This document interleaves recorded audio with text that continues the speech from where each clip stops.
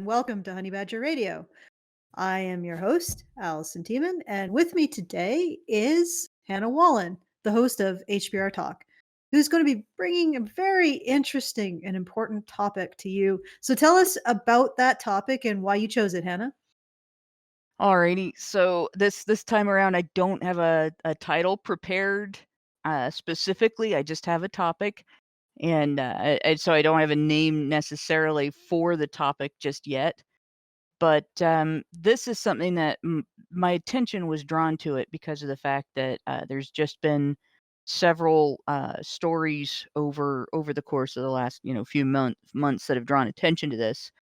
And it sort of revolves around feminism's rebranding from being an opposition to sexism against women to just a full-on overall wokeness movement. Because they've run out of things to complain about with respect to women, and so they're uh, pro black, pro poverty, or not pro poverty, but supporting the poor and so on. They're like trying to be everybody's cause. But all these stories are coming out that sort of demonstrate a particular phenomenon that I've noticed, and it just sort of crystallized for me in this one recent story of a black-owned business that recently has been targeted by the Twitterati for cancellation because the owner, who is a man, black-owned business again, we're getting told, you go by the COVID crisis, they're more likely to be smaller businesses, they don't have the capital to withstand this, and to support black-owned businesses as much as possible, with the idea that white people aren't gonna support them. Um, so this is a black-owned business. This guy started this upscale restaurant. It is a very nice place. I'm not sure I would be able to afford to eat there. Um, like it looks that nice inside. And so he had, music playing while people were eating, and a group of women, a couple of women got up and started twerking apparently on the table. Black people would have a nice, black people going to a white owned something that they could be proud of, that they could feel comfortable in, that keep it nice for them. And here we have these ladies that were they were treating it basically like, a nightclub. And it's not a nightclub. So, I think that it's his business, it's his theme. He has every right to say, this is the environment I want to create in my restaurant. But because his interest in creating that environment in his restaurant and his interest in creating a business that black people could be proud of conflicted with the interest of a set of women in creating what is really, not to be judgmental, but that's a crude sexual display. A lot of women do it, and it's, young ladies do it uh, in nightclubs and stuff like that, and, dance clubs and stuff. It's perfectly fine in those locations. That's what they're for, is to show off and engage in, sexual displays and try to pick somebody up and that kind of thing. But it wasn't the right environment for that. And so all of a sudden, like, you're not allowed to support this black-owned business because it conflicts with women. And this man is now being labeled sexist for wanting to have a place of his own with an environment that he's decided on, and a theme that he's decided on because it conflicts with women. Well, So, specific women, like yeah, four specific women, not all women, just these women. yeah, women who want to be basically sexually aggressive no matter where they are, because twerking is a sexually aggressive display. Like I said, this is not to condemn the behavior, Just the but location. it'd be like flashing your tits. You don't flash your tits in church, and you don't twerk in an upscale restaurant. Well, and, likely there are other women who weren't appreciating the display, the overt display of Right, sexuality, right. and who actually wanted to be in an upscale restaurant and have sort of an elegant atmosphere without somebody's butt cheeks clapping in their face. Oh yes, I'm sure there were probably women there that were not pleased at all with what was going on, and these women were not respecting their rights either.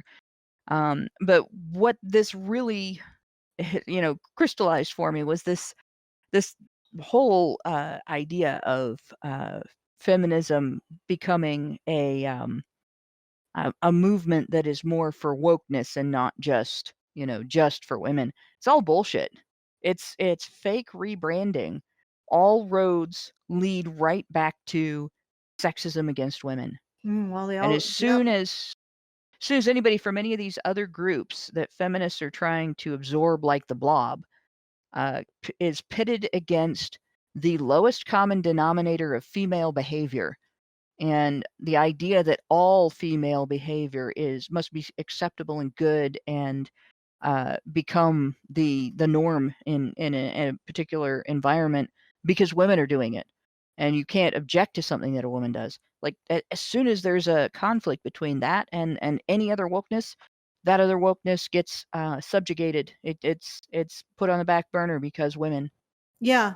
Well, the other thing is that this is a situation where they were doing something sexual that was making him feel uncomfortable. I mean, don't feminists have something to say about people doing overtly sexual acts that make other people uncomfortable? That you Oh shouldn't yes, but actually only do if a that? man does But it. only if a man does it. Only if a man Yep. doesn't want to have women's body parts shoved in his face, in his own property, on his own property. That then it just becomes an issue of men trying to control women's bodies, which is funny because if you think about it, the argument that a person can be as sexual as they want in front of another person, and if you make any kind of objection, then you are trying to control their body. I remember there was a viral video that came out of, I think, a slut walk in Brazil. I don't know if you probably will know when I talk about this. So Oh there was yeah. women who were walking around and they were wearing literally a strip of electrical tape over their labia and nothing else. If that, in some cases, some just wearing like a corset around their waist or something and nothing else. And there's this man who apparently went to the slut walk and dropped his trousers in front of them and showed him his dick, and then the entire slut walk lost their shit and tried to chase him down. I don't know what they were intending to do to him. I don't think it was. Yeah, he had to climb up on a roof if I remember No, it right, was and like they were a trying. culvert that he had to climb up on, and they were Ah. still trying to get him. And I'm pretty sure they weren't intending to give him a love, to give him a kiss.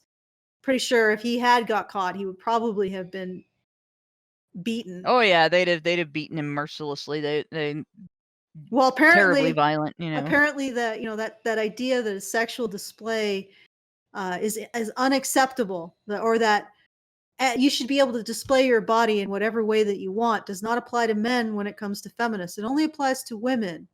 And you're right, it's this idea that when you pit a black man trying to pursue his business model, which does not include lewd dancing on his dance floor, up against every woman's, I guess, ability to do whatever she wants in any second that she wants, the even a black man, supposedly, even with the people who are supposedly supporting his business because it's a black owned business, will do a 180 and start to harass him and say that he's in the wrong because Yep. he's up against his counterpart in terms of women. And yeah, it does all end up going back to how women are most affected. And it's not something I think has a future. I don't think you can have half the human race with absolutely no standard of responsibility, held to no standard of responsibility, like actually even worse than aristocrats. Yeah. Hold women to no standard of responsibility and expect society to function for any length of time. So, No, I think it's definitely something that, we need to have a discussion about it. We need to look mhm. at the details of it and consider, what are the implications of this and sort of how does it affect our activism, knowing that that's basically the attitude that we're confronting when we talk about the issues that affect men in society. Yeah, well, an attitude of complete dismissal. Even when men are simply asking women to act like proper citizens and fellow stewards of the social landscape that we all occupy. All right. So if you'd like to hear more on this particular topic, please direct your clicky thing here or in the low bar and join us for HBR Talk on Badger live streams. Thank you for your kind attention and have a wonderful evening, morning, afternoon. Lovely specimens.